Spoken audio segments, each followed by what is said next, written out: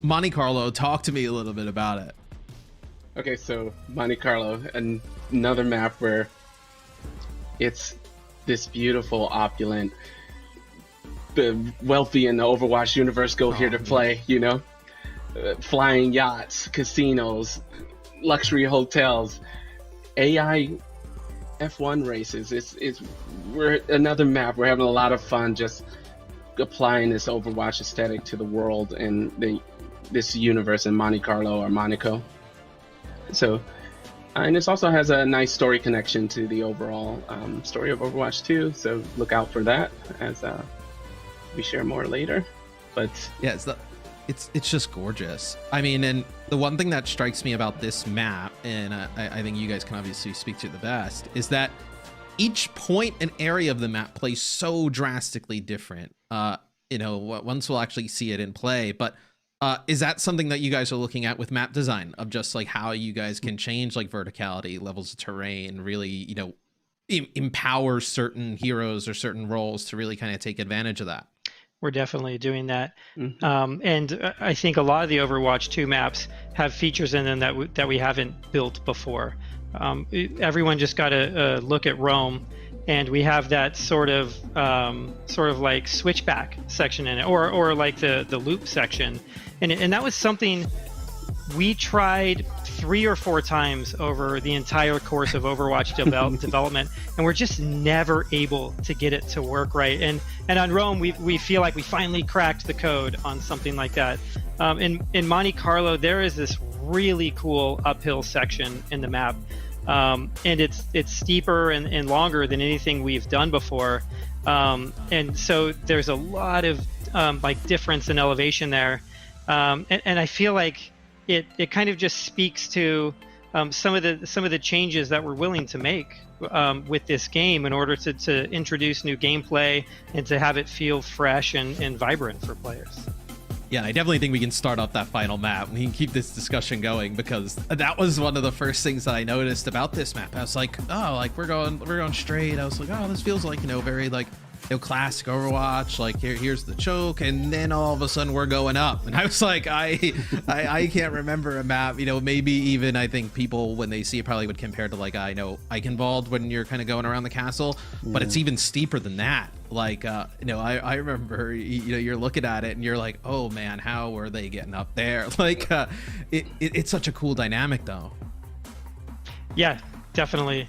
And Eichenwald's a great example of it, but of rising through a map, but this one doesn't have a large structure in the middle of it. So you're going up this really big elevation, and it's all open, and so there's a lot more interplay between the two teams as they're trying to push up the hill. And I love the spawn rooms with the cars and everything. It's just so cool. As you just kind of see both of these teams come out of the spawn, just a lot of detail. I love leaning into the F1 when you have like the kind of car going around the track, even the checkpoints as being kind of like your kind of checkpoint how they would be in like a race.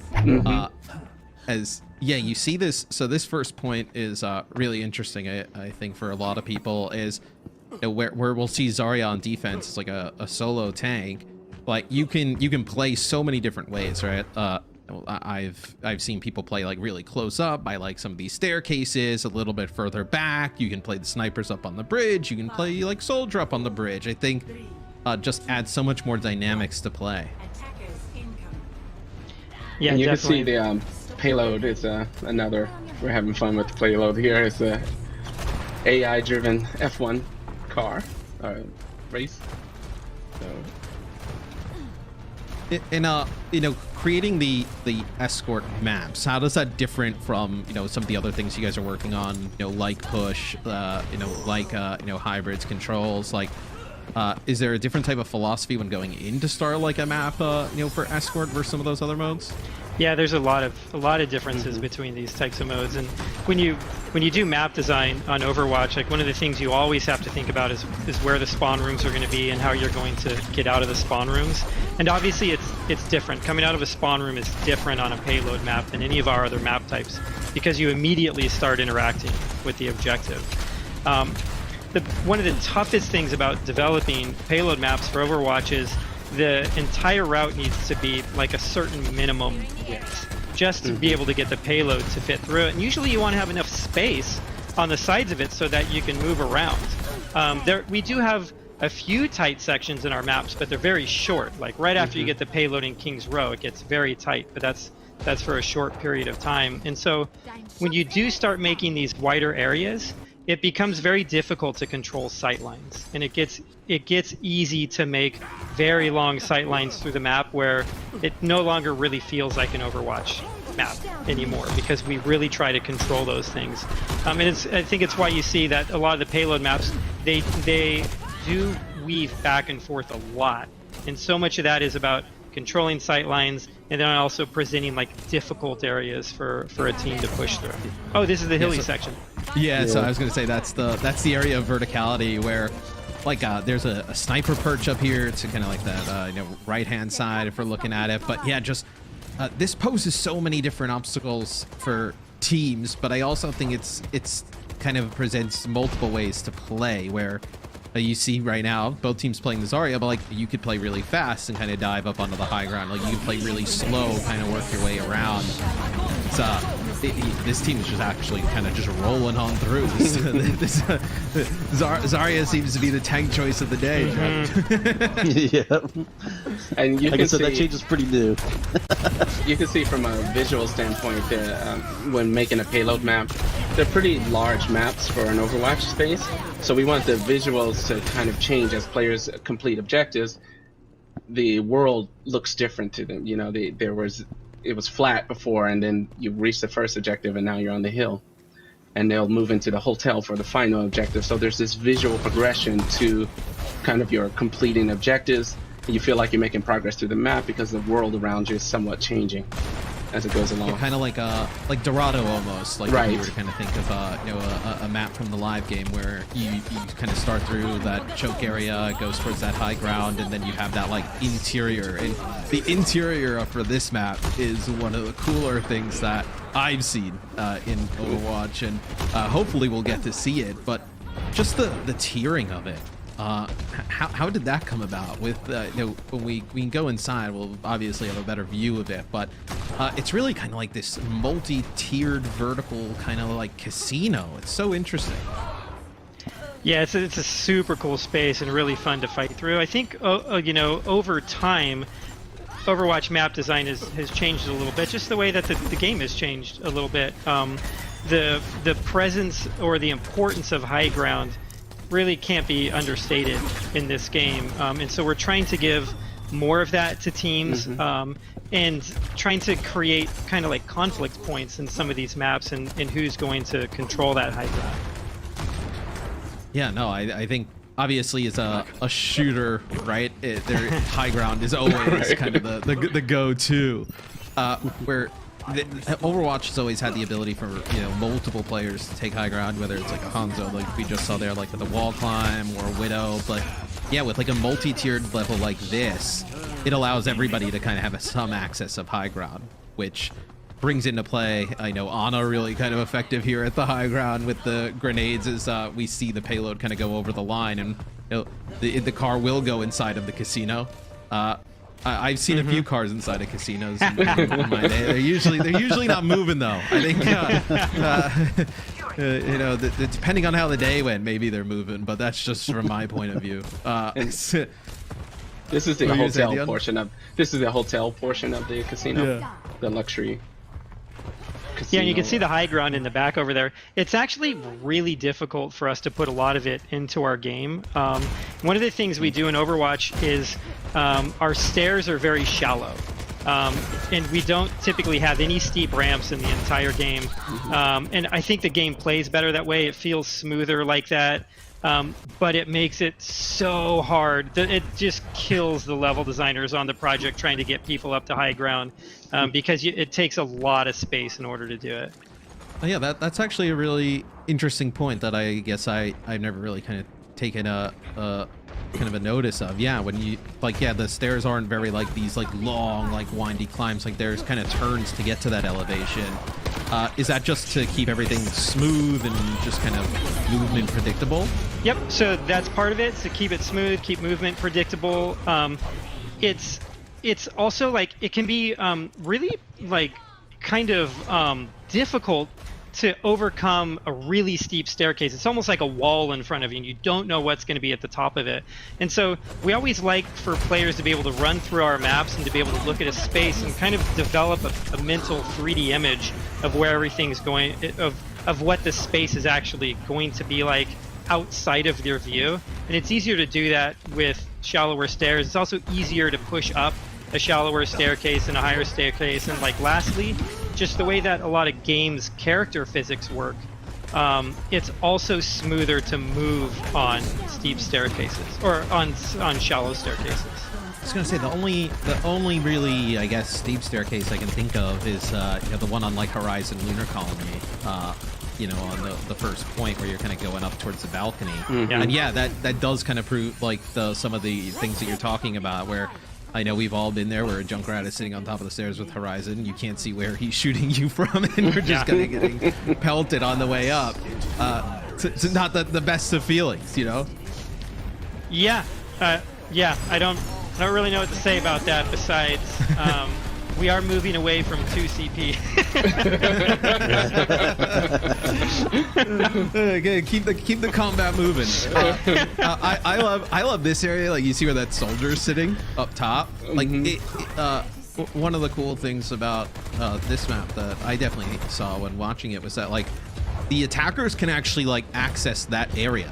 Like, you can go around where you see connected up there. curly mustache rotating around, and it's connected. That's something we haven't really seen in a lot of Overwatch maps. Yeah, we try to. We're very intentional with the way we do flanking routes, and we try to make it so that at least one team, like the team, can be aware of people that are coming on a flank, and we usually don't try to let you get all the way around behind the defense without having some way of knowing that it's coming or having the offense earning something like that. And we think this one's fair. We've gone back and forth on this a lot. There's been 30 different variations of this route, but hopefully this one's fair. Depending on how your game goes, it's fair or not. Exactly. Depending on who else is in the test. I actually have some questions from Twitter that some people have been pulling, and just kind of just really, I think, things that people are interested in. For you guys, what change to character buff or nerf you guys most looking forward to that you guys have played around, implemented with thus far? Wow, I mean it's a great question, to ask yesterday, but I think now that we've gone over a lot of what we've been working on, there's so many changes to characters all across the board, including all the big changes to the tank role, the hero passives that we're introducing with all the other roles in the game. So as well as like the some of the work that we've been doing with like CC abilities in the game. So it's really hard to pick one of those. My personal one is actually the one that we saw from BlizzCon Wine, was the Reinhardt stuff. As somebody who's always wanted to play Reinhardt, who's pretty tragic at it, being able to be a little bit more, this is like selfish, being able to be a little bit more brawly and more offensive is the type of Reinhardt play I want on when I just charge in without talking to any of my teammates. Currently it doesn't work. I'm sure that now you can do that. I'm sure that won't work in Overwatch 2 either, but I can at least put it in my mind that it could be a possibility. Yeah.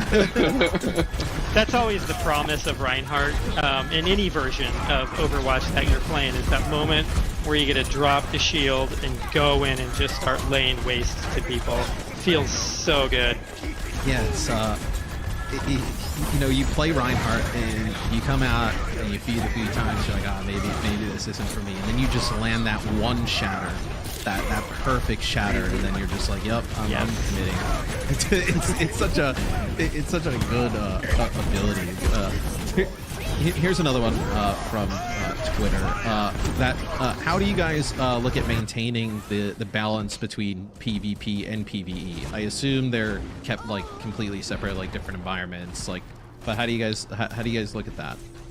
Yeah, that's a really interesting question because we talked a lot about that earlier when we started developing much larger PvE games.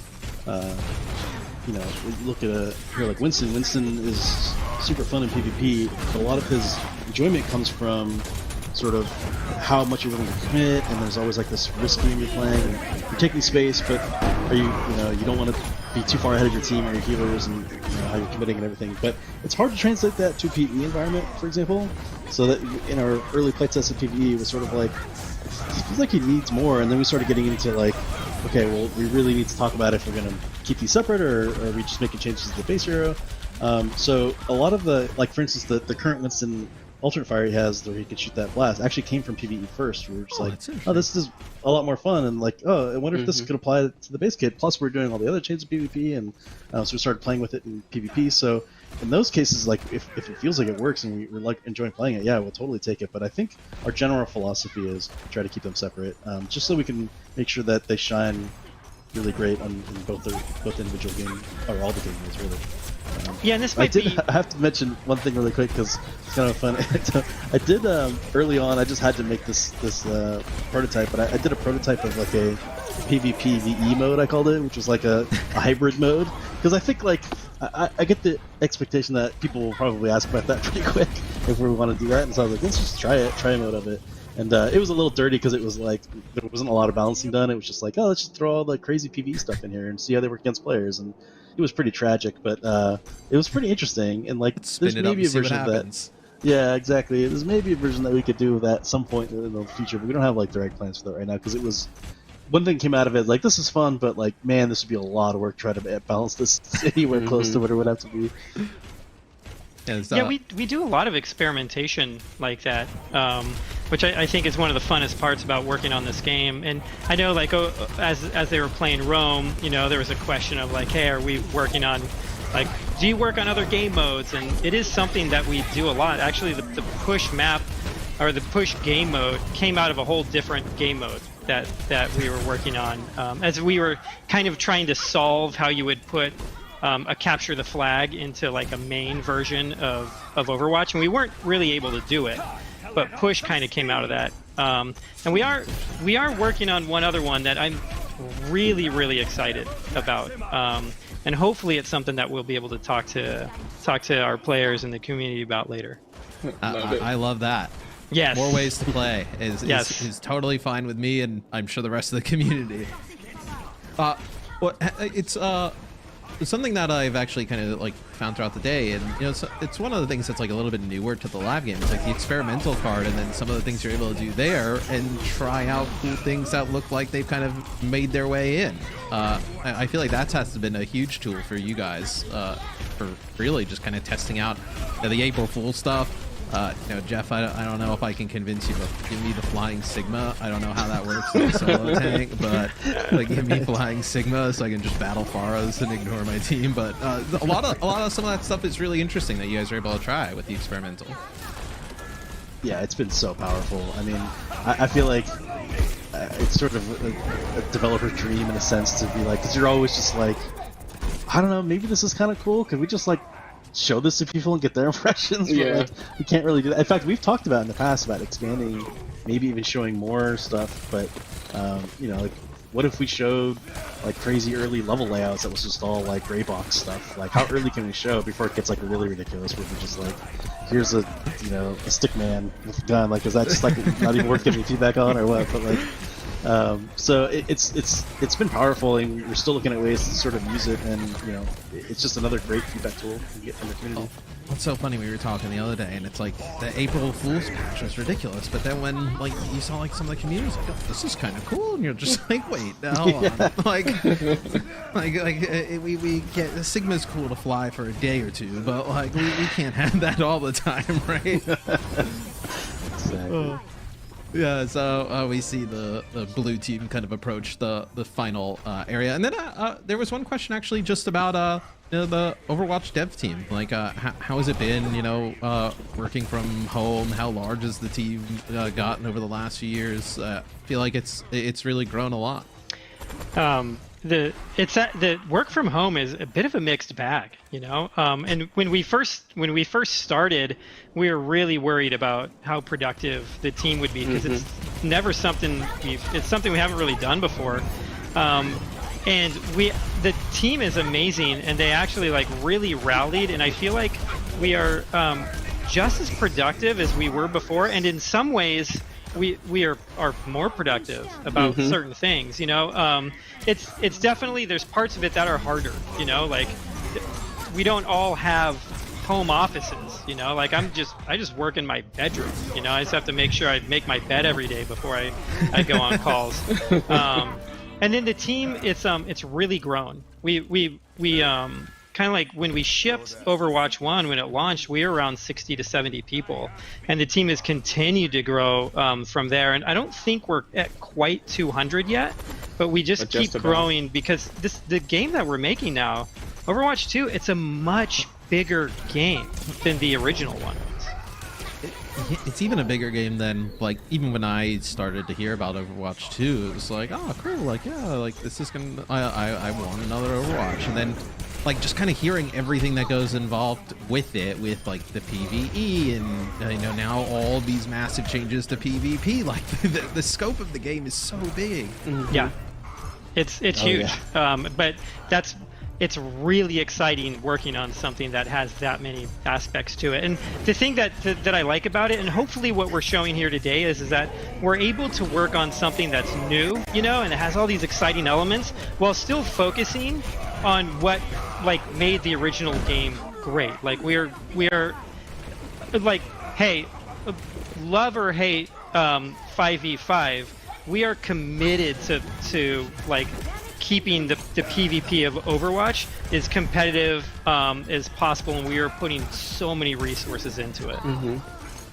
Yeah, just pushing the game forward. It's like all the heroes that you love from Overwatch 1, with the learnings from Overwatch 1, just evolutionized, right? You know, pushing the game forward, you know, coming up with new kind of creative ways to play. So this Transcendence may seal the deal here. Yes. Reaper did his dance on the cart, and he was gone. So,